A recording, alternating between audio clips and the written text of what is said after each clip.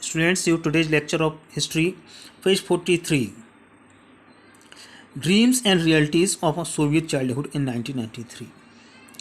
1933 में जो बच्चे थे उनके सपने क्या थे और वास्तविकता क्या थी। एक बच्चे ने लिखा, जो उस समय वहाँ के राष्ट्रपति थे कलिनिन, उनके लिए लिखा, dear grandfather Kalinin, my family is large, मेरा परिवार बड़ा है, हम 4 बच्चे हैं मेरे परिवार में।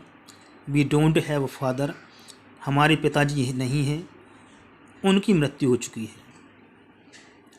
वो मजदूरों के लिए और कामगारों के लड़ती हुई उनकी मृत्यु हो गई। And my mother is ailing, मेरी माँ बीमार है।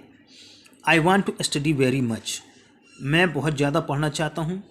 But I can not go to school, लेकिन मैं स्कूल नहीं जा सकता।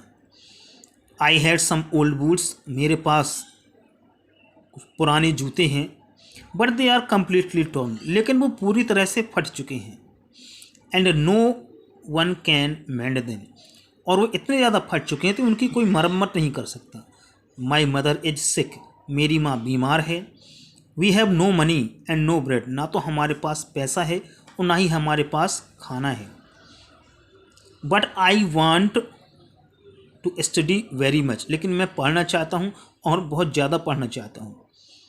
There stands before us the task of studying, हमारे पास केवल एक ही काम है, पढ़ना पढ़ना और केवल पढ़ना।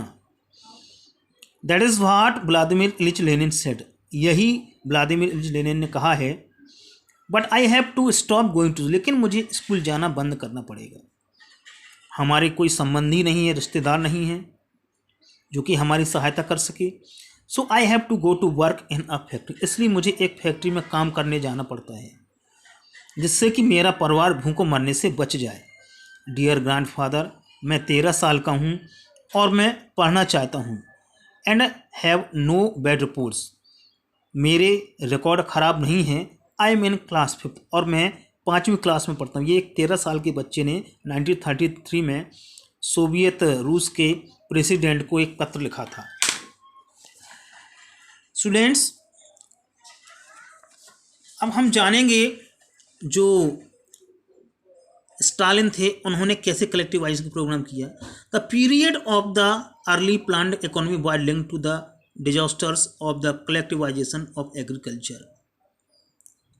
जो पहली बार जो इकोनॉमी जिसको प्लान किया गया था उसमें एक बड़ी आपदा या बड़ी समस्या आई थी, वो था फसलों का एकीकरण।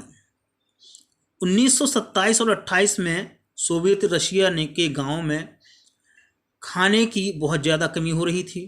The government fix prices as which grain must be sold, सरकार ने अनाजों की कीमतें तय कर दी थी जिस पर कि अनाज को बेचा जाना था, लेकिन किसानों ने उस कीमत पर अपने अनाज को सरकार को बेचने से मना कर दिया था।